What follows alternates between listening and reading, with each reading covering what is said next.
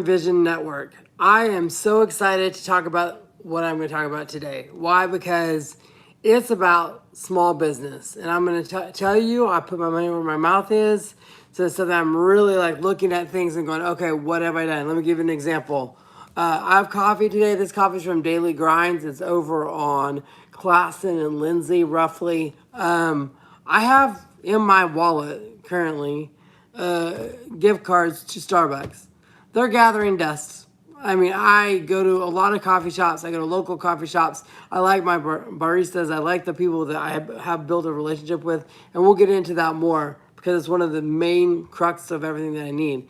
But one of the things that you can really do to enhance your business is to first and foremost like and subscribe to this network. Why? Because I have an incredible channel called the Business and Life channel. It is phenomenal. I have over 1,200 videos on there with several different subjects, and these are different videos that you can watch in a series. And I want you to look at them on challenges, on leadership, on how to see a trend and get on board, on your potential, on evaluation, on visioning, and so much more. So there's so many different ways you can get involved and really build your business and work on things, and that is super, super important.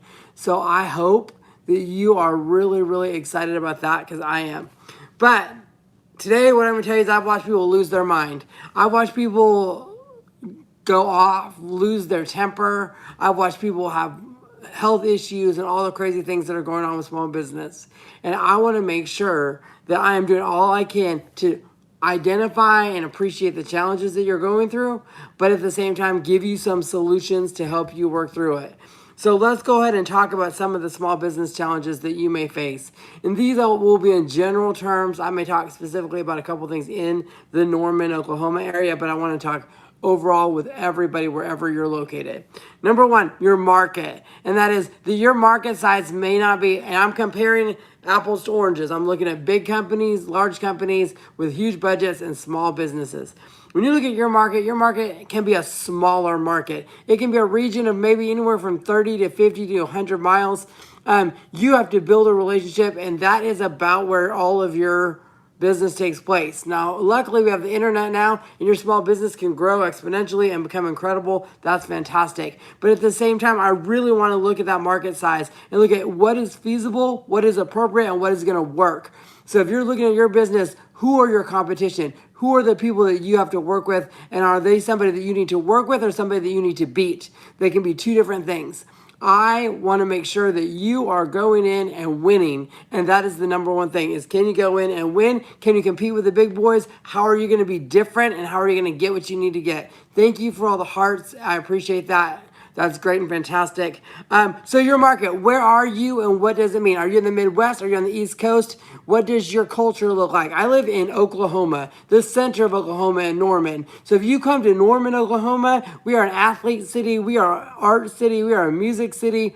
We have a lot of military members here. So when you come in here and if you are anti any of those things or you're having issues with one of those things, probably not the best fit for you. However, if you're a university person, if you're a weather person, we have the National Weather Service here. We have incredible weather technology. Aviation, Oklahoma is known for aviation. So we can actually enhance what you're doing by knowing the market and knowing who it is that we are serving. So we hope that you will do the same thing. Look in your area. What do they need and what can you fill? And especially when you're a small business, how are you going to be different and what are you going to do differently? The second thing that happens is relationships. In the big box stores, there's not really a relationship with your store. I don't have a relationship with Walmart. I may go in and get something and walk out. I don't love Walmart. I'm not going to speak incredible things about Walmart or Target or whoever those big box stores are. I'm going in, getting what I need, and leaving. Now, a small business, I tend to love it. I tend to have a person that I appreciate. I like the person who works there. I like the person who owns it. I love the way I get in there. A good example, I have a cheese shop that I love, Forward Foods. I've had a business relationship with this couple for almost 20 years. I did wine tours, and I used to go in and bring those in and let people, have cheese plates, and we did wine pairings and all of that. So we got to know each other. Well, over the years, I've constantly built that relationship and helped that relationship. Now, I'm supporting her business because she's downtown Norman. She's here in my area. I have all kinds of students and people coming in, and I want to showcase what she does. But that relationship is important. Why? Because we have a good relationship. What happens if you don't? What happens if you have a bad day? Because guess what? Humans have a bad day. But if you have a bad day and you are a small business and your customers start to say something, because online is an interesting space, if you go out and say something and you say something negative, that can really hurt your business. At the same time, if you go out and promote that business and say great things about that business, you can actually help that business survive and thrive. So you have an opportunity. Which choice are you going to make, and how are you going to help the business that you're talking about? So really building those relationships and sitting down and getting to know people and understanding what it is that they need, and asking your customers, what do you need? What can I do differently? How can I respond to you more? Does it mean that everything's always going to be right all the time? No. Are you going to make mistakes? Yes. Should there be grace? Absolutely. Will there? Not necessarily. Because guess what? People expect what they expect when they expect it, and they don't expect you to be late. They don't expect you to not have the product on the shelf. They expect to get it instantaneously. Why? Because if not, they can order from Amazon. Do I want them to do that? Absolutely not. I want them to do that in their hometown and go to their local business and go get it. But can they? Absolutely. And they can get it in 48 hours. So that's your competition. You have to take out that competition. What's your budget? Now, let's be clear. Billions of dollars. People are spending billions of dollars to get you to buy stuff. They're doing it explicitly by telling you through advertising. They're doing it implicitly, and they're doing it hidden, and they're sending it in shows that you watch. They're letting you know by brands that you wear. They're sending it through TikTok and all the socials and YouTube, and everybody's putting a little bit of advertising in there. They're like, oh, my favorite thing is this pen right here. I love a shovel pen. So guess what? You should go over to this place or this business and get a shovel pen. I'll just put a link in the bottom. That is a way for me to sell you something. I really don't know where this pen came from. My wife gave it to me. But ultimately, it's something that we do. It's something that a way that you increase your value and make more money. But you got to know what your budget is. If I have a marketing budget that is low, then I'm expecting that every customer is going to be my marketing budget. Every customer is going to go out there and tell people about my marketing budget and tell people about my business. That means you have no room for error. No room for error. You cannot make a mistake, because if you do, it gets out there and it gets messy. Now, if you have a social media person that loves to do it and they can make it happen, that's fantastic. But recognize it costs you to have that social media person. It's not a freebie any more than an artist should not get paid for their work, or a musician should not get paid for their songs, or, I mean, all of that should be taken into account. And people do not understand the cost that goes into social media marketing, doing content all the time, making sure you're marketing yourself, and preparing everything that you need to prepare. So that is something you need to be aware of. And then what are your expectations? This right here can be the worst thing that can happen. Do you think that you're going to quadruple your business in a month? No, usually not. If there's exceptions, and everybody's going to put in here, well, guess what? My friend had a company that did this. Great for your friend. The reality is you're going to have to hustle, you're going to have to compete, and you're going to have to win. Remember, it's hustle, compete, and win. So if you want to do that, you need to make sure that you know your competition, you know what they're doing, and you beat them. You've got to be better. You've got to be sharper. You've got to be more focused. You've got to take them out in some way that they can't. And that is a very important thing. A lot of it for local businesses and small businesses is being in those relationships, in those schools, in those businesses. And be careful. And I'm going to say this, and I say this as a person who's asked for donations. If you are a small business and organizations keep coming back to ask you for donations, please ask them what you're getting out of it. I know that sounds selfish, but it really isn't. How is that organization getting people back to your business? You're giving them a free basket or whatever. Are they giving them coupons to come in to see you? You're saying you're going to get 10% off? Then you get to come back. But how are you getting the people that they are giving your stuff away to? What are you getting in return? Because I think that is a huge important part of it. The businesses should get something in return at the same time. Now, so what happens? You're going through all this mess. You're almost on the verge of a breakdown. Everything's flipping out. You're like, things are not going the way you want it to. You're ready to quit. You're like, I think I'm gonna shut my business down. I think I'm gonna leave. I'm not done. Or I'm just finished. It's over. I'm done. Now, let me give you some advice on what you can do to build your business, to help you get out of that and to really go after and win. And I think that's the number one thing. How can you win? Number one, hyper localize your business. That means you know exactly your neighborhood, you know where you are. Good example. Again, I live in Norman, we have a university. We have sororities and fraternities that are coming back next week.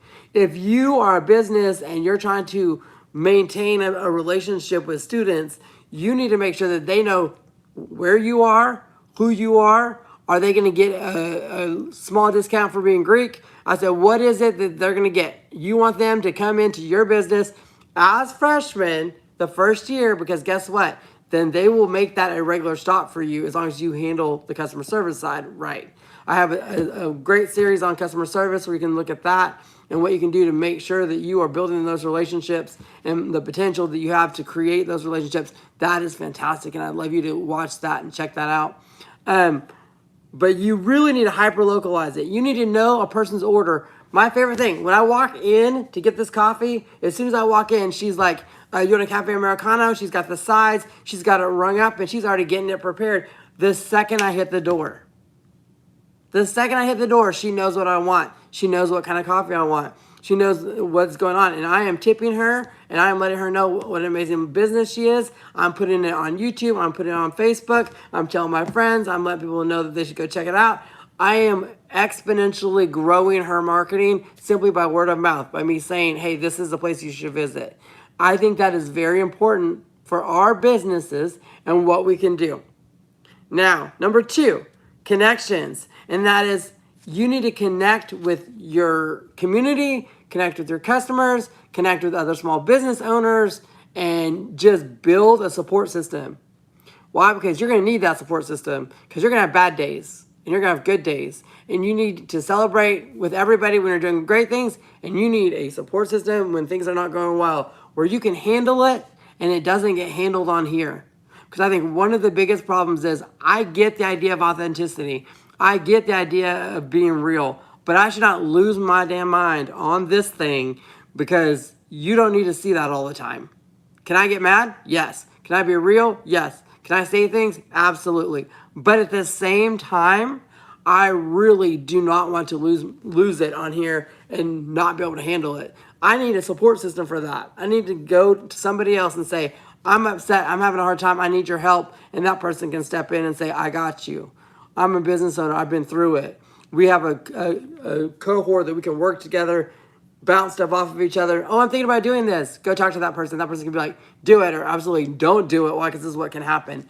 So you have these people that are mentors. You have these people that will help you and guide you and really make things happen. It's very, very important. Now, consistency is the same thing with that.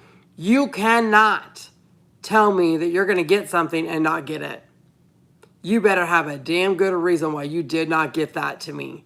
Because if you didn't and you don't do that, I am going to remember. Now, an extenuating circumstance can happen occasionally. If, however, it becomes a norm, if it becomes absolutely something that you do on a regular basis, guess what? I'm not going back. It's like people that say things that are rude. Rude people, I don't need to deal with you.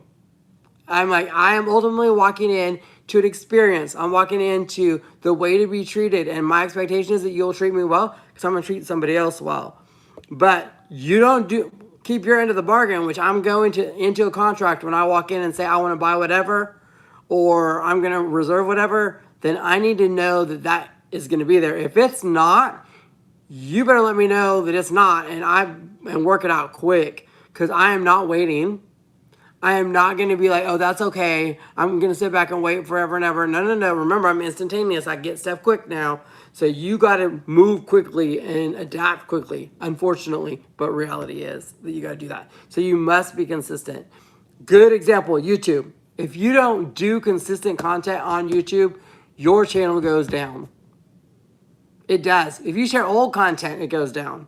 YouTube is not built for that. So one of the things you have to do is give it more content on a regular basis. You have to make sure you have new content, and it will always pull from stuff and let other people see stuff. But you've got to keep feeding it. If you don't, your channel dies.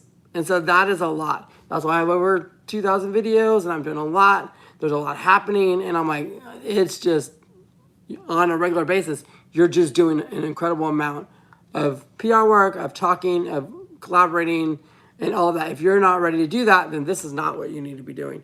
Now, when it comes to your budget, this is a budget issue. You need to make sure that you have at least 10% of your budget for incidental expenses that you didn't come up with. Meaning, something goes down, you have a health issue, you have employees that don't show up. There's a whole lot of things happening and you can't control it. And so you are getting really nervous, but you need to make sure that you have that money set aside. If it means that you slow your growth, if you slow hiring, if you grow slowly and incrementally, which if you know me at all, this sounds absolutely the anti-version of me. I like to go fast and big quickly. But the reality is you need to slow down and make sure that you have plenty of money set aside for incidentals. Because that can happen. If you're a restaurant and a fridge goes down. If you are a warehouse and there's a leak, or there's something else that goes on. Maybe you're an AI company, which I've been talking a lot about today, and you can't get the energy you need, or the energy goes down for a second. What do you do? Right? So what do? You need to have those plans in place. You need to know what do you do when that goes down. How do you make sure that what you're promising is still going through, even though there's a crisis, even though there's something happening? Because you don't need them to see you in crisis all the time. Because again, you're representing yourself, you're representing a brand, you're representing a business. If you are in crisis all the time, then what they look at is they say that's a crisis business. I mean, that's what it is. So 10% for incidentals is a good, nice, even number. People say 6 months. I would love for you to have 6 months of operating expenses. The reality is most small businesses are looking around going, where's that money coming from? Because they don't have that. Large businesses do, because that's part of their whole build out, but they have to kind of look at that. Now, I'm going to say this, and this is not targeted, but kind of targeted.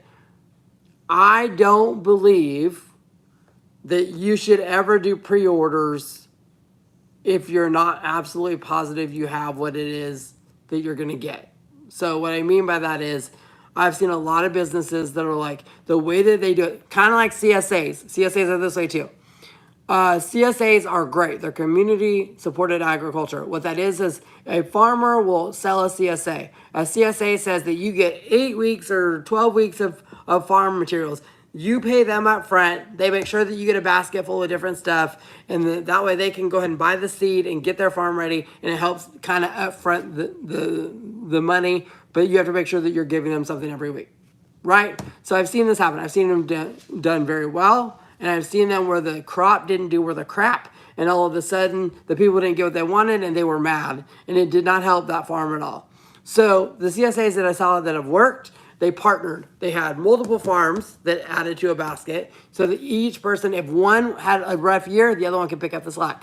If the other one had a bumper crop in this area, you could pick it up in this one. So you put it together and then you send it as a CSA. That works fantastic. If you are going to pre-order something, I wouldn't until I have it. I know that sounds dumb. You're like, well, how can I pre-order something that doesn't exist?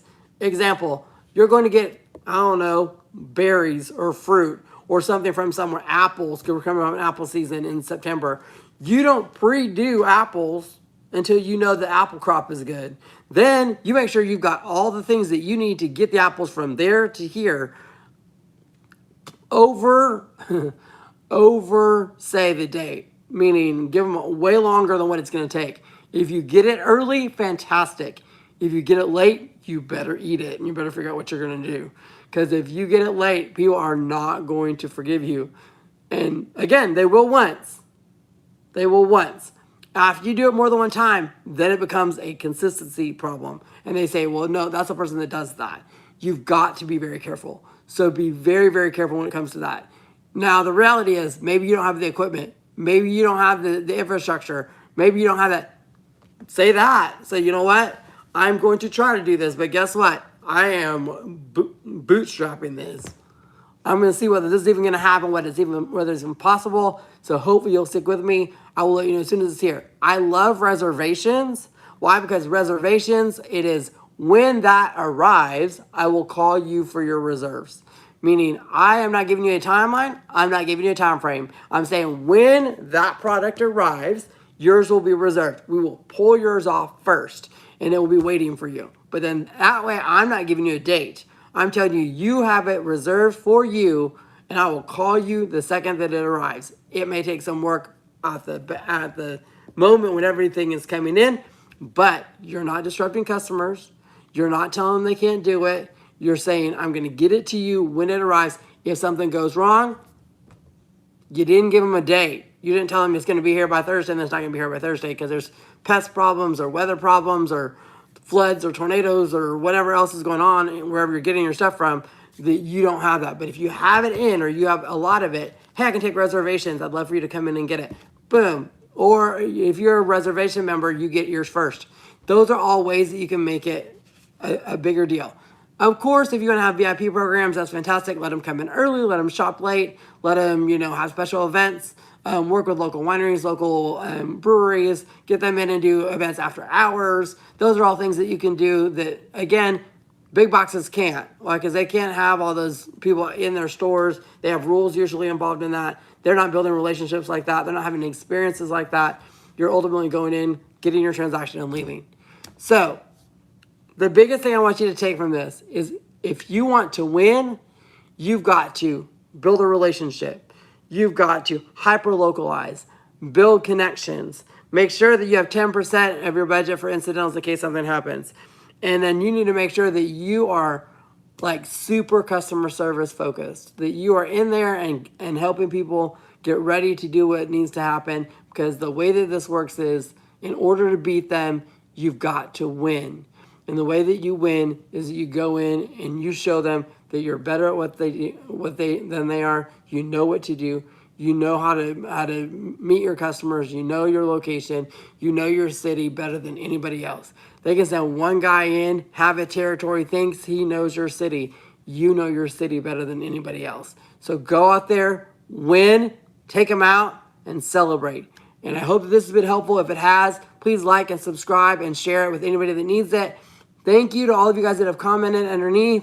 Those of you guys that have been nasty, I'm not worried about it. Why? Because your opinion means nothing to me. So I hope that you have a good day.